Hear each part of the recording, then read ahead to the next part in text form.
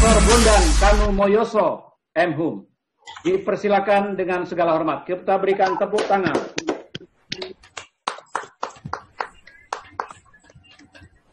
Salam Pancasila. Baik, terima kasih.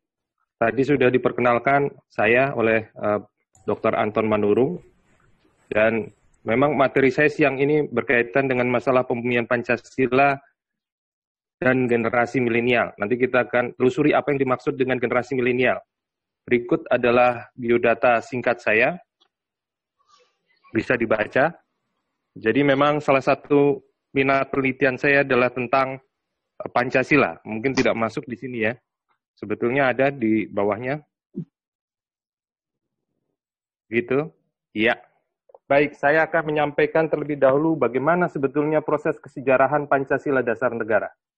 Ini saya kira penting sekali, karena kalau kita tidak memahami kenapa Pancasila menjadi dasar negara kita akan mengira bahwa Pancasila ini adalah sekedar falsafah atau sekedar ideologi yang bisa diganti-ganti oleh falsafah atau ideologi yang lain.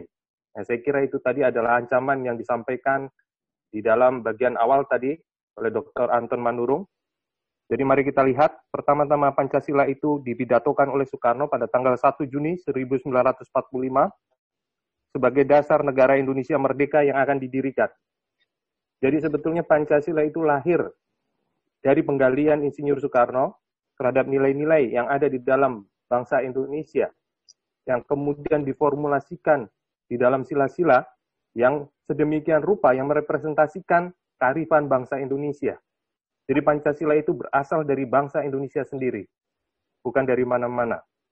Dan kemudian usulan Pancasila ini diwujudkan di dalam naskah pembukaan yang ditandatangani pada tanggal 22 Juni 1945 atau yang terkenal sebagai Jakarta Charter. Ini yang kemudian nanti akan menjadi bagian awal dari Undang-Undang Dasar 1945. Jadi Pancasila yang dipidatokan oleh Soekarno kemudian diformulasikan menjadi lebih utuh, ya, diuraikan menjadi lebih lengkap. Sila-silanya itu kemudian dibicarakan secara lebih detail. Kalau nanti teman-teman muda pelajari di dalam pembukaan Undang-Undang Dasar 1945. Perhatikan, paragraf 1, paragraf 2, paragraf 3, paragraf 4, semua itu adalah uraian daripada sila-sila yang ada di dalam Pancasila. Dan puncaknya di paragraf yang terakhir, itu isinya adalah tentang Pancasila. Jadi nanti kalau kita perhatikan betul-betul, sebetulnya itu semuanya tersusun dengan sedemikian indah. Itu di dalam pembukaan Undang-Undang Dasar 1945. Nah, kemudian Pancasila secara resmi menjadi dasar negara kita ketika Undang-Undang Dasar 1945 yang di dalamnya ada pembukaan, yang di dalamnya lagi ada Pancasila, itu disahkan sebagai Konstitusi Negara Indonesia Merdeka oleh PPKI pada tanggal 18 Agustus 1945. Nah, 3 proses inilah yang sering dikacaukan. Seolah-olah ini proses ini saling menegasikan.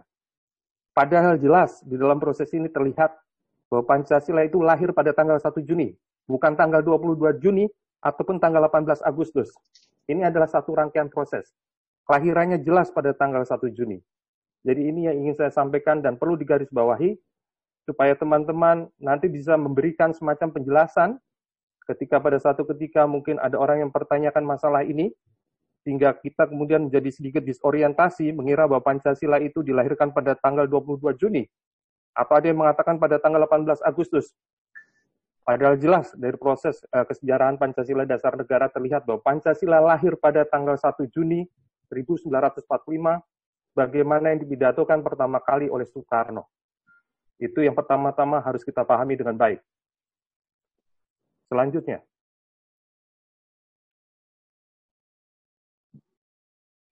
slide selanjutnya mohon. Ya, saya akan bicara tentang generasi muda. Generasi muda ini memainkan peran yang sangat penting di dalam sejarah Indonesia. Memang agak berbeda dengan sejarah bangsa-bangsa lainnya. Karena kita pertama kali mengetahui bagaimana peran generasi muda itu bahkan sejak awal abad 20 ketika diperkenalkan politik etis. Nah, sejak itulah kemudian generasi muda mulai mengenal yang namanya ideologi ataupun yang namanya kesadaran. Jadi kemudian ilmu pengetahuan itu menyadarkan anak-anak muda ketika itu, ya, yang kemudian menjadi para founding fathers kita, bahwa Indonesia itu ketika itu berada di tengah-tengah situasi kolonialisme.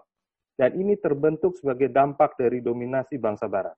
Dan kemudian juga pendidikan itu menyadarkan anak-anak muda Indonesia bahwa mereka itu hidup dalam satu komunitas yang sama. Jadi dalam artian memiliki nasib yang sama, berada di bawah kolonialisme meskipun berbeda-beda latar belakang etnis, meskipun berbeda-beda agama, tapi memiliki latar belakang ataupun pengalaman kesejarahan yang sama, karena bersama-sama merasakan dampak dari kolonialisme. Nah, komunitas inilah yang kemudian terbentuk melalui perjalanan sejarah, sehingga kita kemudian bisa berkumpul hari ini, ya, di dalam pelatihan ini, sebagai satu bangsa. Ini tidak terjadi dengan sendirinya. Tadi disampaikan oleh Dr. Anton Maduruk, ini bukan satu kebetulan, jelas bukan satu kebetulan. Ini satu proses yang panjang sebetulnya, yang sudah berlangsung mungkin sejak ratusan tahun yang lalu, tapi akar-akarnya mulai jelas terlihat di awal abad 20. Dan para pemuda inilah justru yang mempelopori sebetulnya kebangkitan kesadaran nasional bangsa Indonesia, melalui Budi Utomo, melalui organisasi-organisasi pemuda lain yang memformulasikan Sumpah Pemuda, dan kemudian juga melalui proses proklamasi kemerdekaan, yang sebetulnya terjadi karena didorong oleh generasi muda. Jadi penting sekali untuk bicara Pancasila pada generasi muda. Selanjutnya,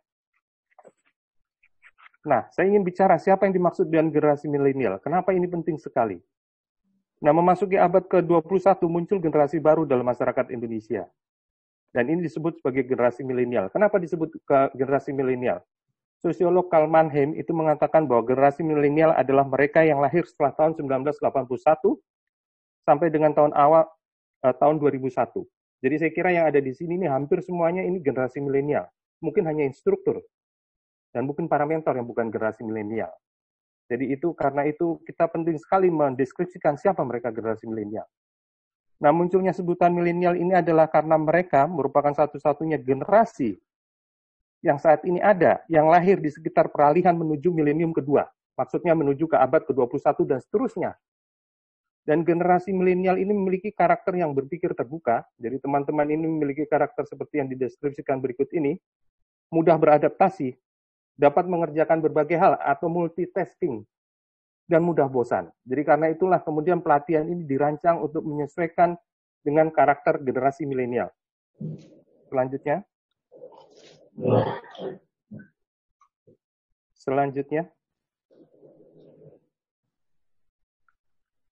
Ya, jadi generasi milenial adalah saksi dari perubahan yang terjadi di Indonesia di akhir abad ke-20 dan awal abad 21.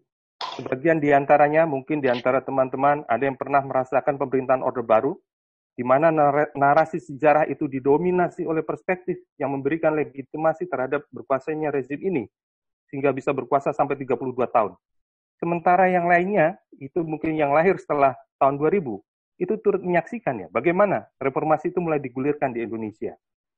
Dan sedangkan kelompok yang paling muda, itu dari generasi milenial adalah mereka yang telah terbiasa menggunakan berbagai perangkat komunikasi, berupa internet, telepon pintar, ataupun perangkat gadget yang lain, yang sangat canggih. Ya, jadi ini generasi yang sangat terbiasa dengan teknologi canggih. Selanjutnya. Nah, kemudian bagaimana kaitan Pancasila dengan permasalahan generasi milenial? Generasi milenial ini mengetahui informasi tentang Pancasila. Sebetulnya mereka paham tentang Pancasila.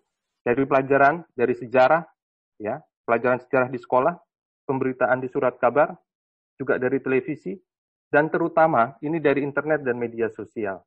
Jadi kalau selama ini ada yang mengatakan bahwa generasi milenial itu kurang paham tentang Pancasila, saya kurang setuju. Kami di GPP tidak setuju dengan itu. Karena generasi milenial punya pemahamannya sendiri tentang Pancasila. Karena media di mana mereka memahami tentang Pancasila itu berbeda dengan generasi yang sebelumnya.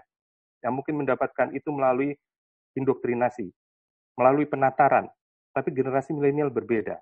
Jadi berbeda dengan generasi sebelumnya yang memahami Pancasila sebagai bentuk indoktrinasi, generasi milenial ini menjadikan Pancasila bagian dari strategi untuk mengatasi permasalahan yang ada. Kalau di masa Orde Baru, masalah-masalah utama yang dihadapi itu adalah pemerintahan otoriter, keterbatasan berekspresi, akses informasi yang terbatas, dan berbagai permasalahan lain yang ketika itu menyertainya, tetapi permasalahan yang dihadapi oleh generasi milenial itu berbeda. Nah, karena itulah kemudian cara mereka mengekspresikan pemahaman tentang Pancasila juga berbeda. Saya paham betul ini bagaimana cara teman-teman memahami Pancasila.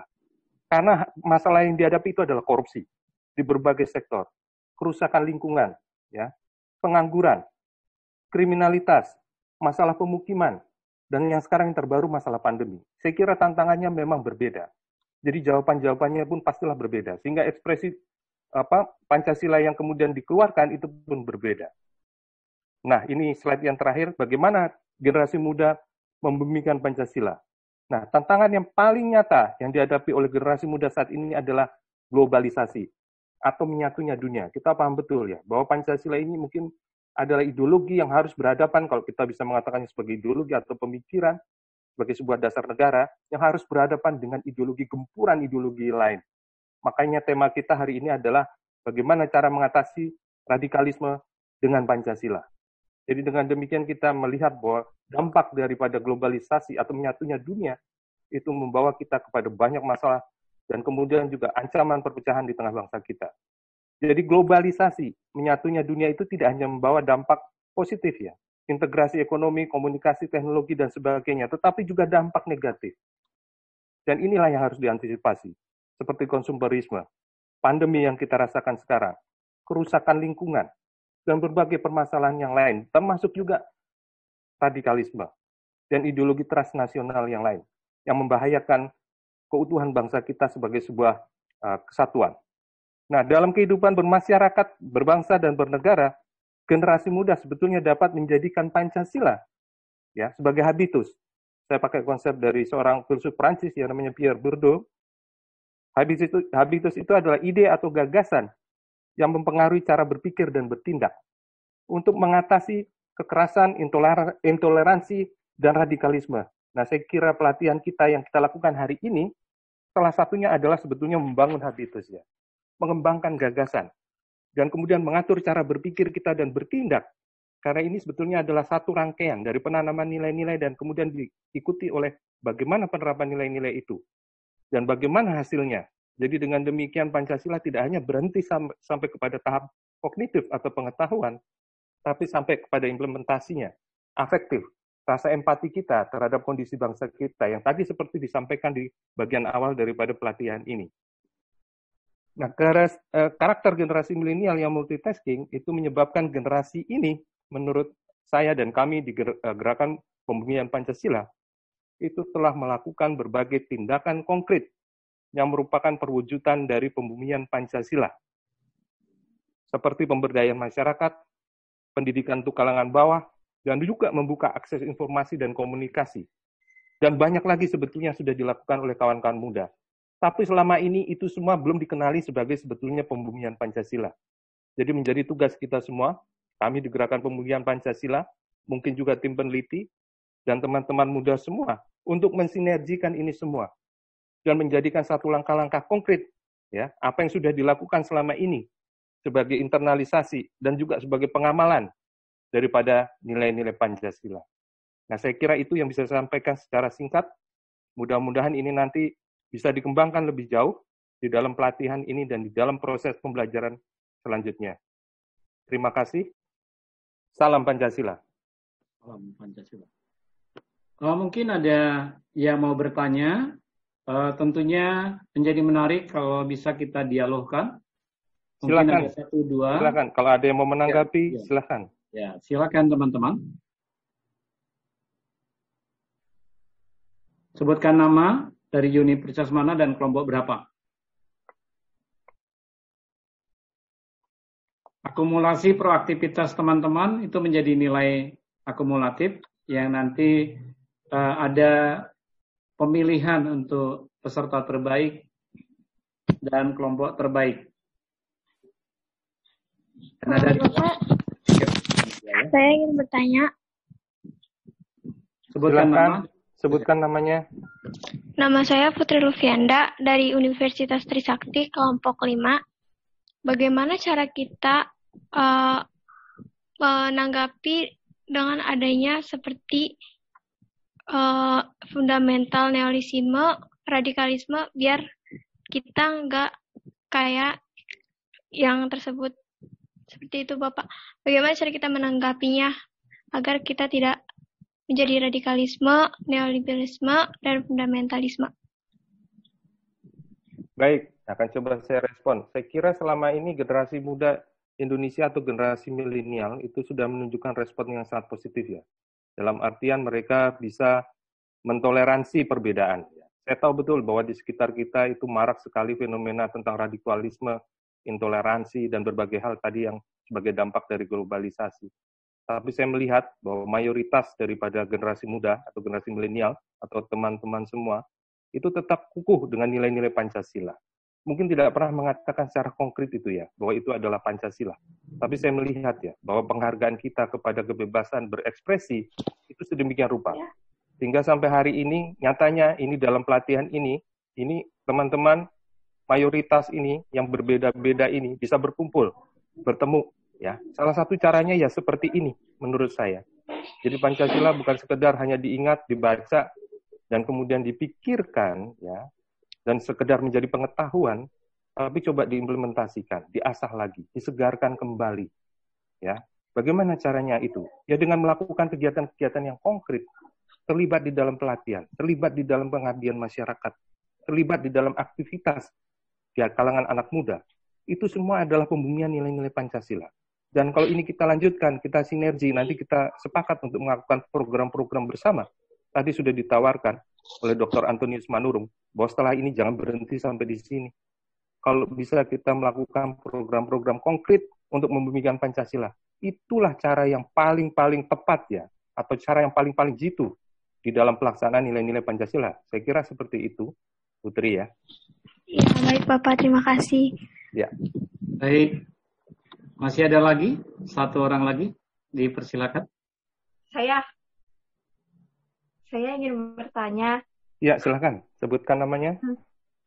Selamat siang, nama saya Raisa Natalia dari Universitas Budi Luhur, kelompok 4. Pak, saya ingin bertanya.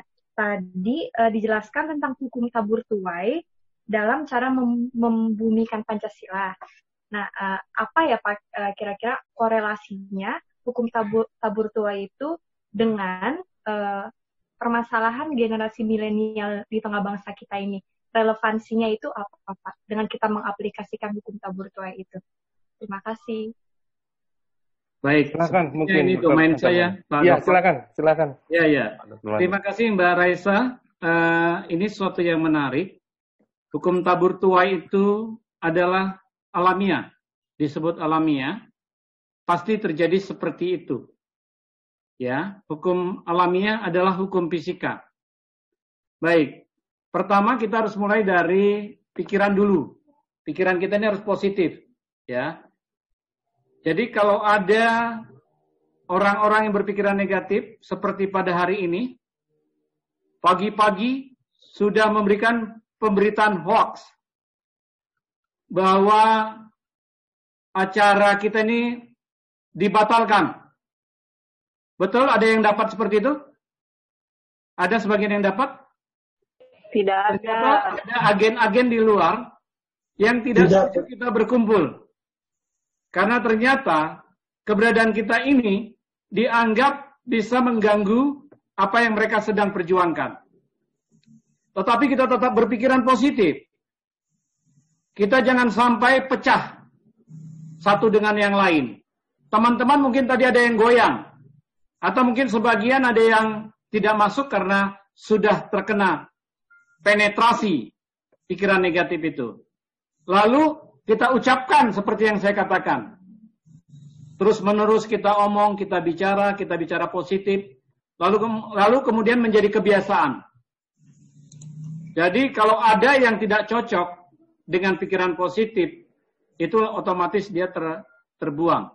Kebiasaan itu menjadi tindakan yang konkret, dan kalau sudah menjadi tindakan yang konkret, kita tinggal memetik hasilnya. Jadi, rahasia untuk sukses, mulai dari pikiranmu, teman-teman. Rahasia untuk berhasil, mulai dari pikiranmu, kawan-kawanku. Mulai hari ini, yuk kita bangun komunitas ini, komunitas bersahaja dan bermartabat ini, karena lewat perjumpaan ini, kita bisa saling asah asuh. Kami bisa belajar dari teman-teman, teman-teman bisa belajar dari kami. Saya kira itu, rakyat kita membutuhkan generasi muda. berhentilah untuk ikut di dalam komunitas yang negatif. Pokoknya segala upaya untuk menggerogoti Pancasila itu adalah komunitas negatif. Setuju ya? Begitu ya, Mbak Raisa? Baik, Nanti Pak. Terima kita kasih bisa kembangkan penjelasannya. lagi. Demikian. Baik, teman-teman.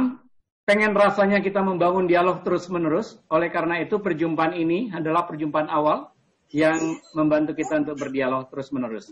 Kita lanjutkan materi, setuju? Setuju ya. Terima kasih Pak Dr. Bondan Kanumoyoso telah memberikan satu pencerahan buat kita semua. Dan para generasi muda pada hari ini yang berkumpul di sini tentunya mendapatkan satu pemikiran yang positif dari Dr. Bondan Kanumoyoso. Kita berikan tepuk tangan yang luar biasa kepada beliau. Oke, kita kembali ke materi. Tepuk tangan yang luar biasa kepada beliau.